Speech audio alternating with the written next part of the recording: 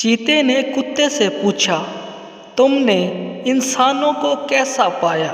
کتے نے جواب دیا کہ جب انسان کسی کو حقیر یعنی کہ کمتر سمجھتا ہے تو اسے کتا کہتا ہے۔ چیتا: کیا تم نے ان کے بچوں کو کھایا ہے؟ کتا: نہیں۔ چیتا: کیا تم نے انہیں دھوکہ دیا؟ کتا: نہیں۔ چیتا: کیا تم نے ان کے مویشی مارے؟ کتا: نہیں۔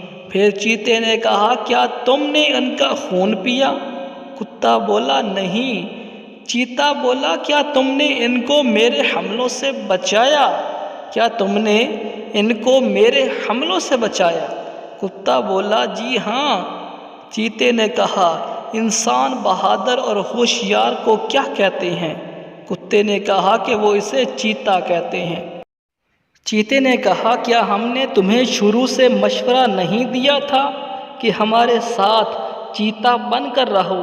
مگر تم نے انسانوں کے تحفظ کا ٹھیکیدار بننا پسند کیا۔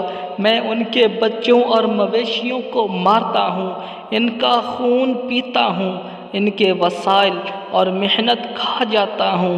اس کے باوجود نہ صرف وہ مجھ سے ڈرتے ہیں بلکہ اپنے ہیروز کو چیتے کے طور پر بیان کرتے ہیں۔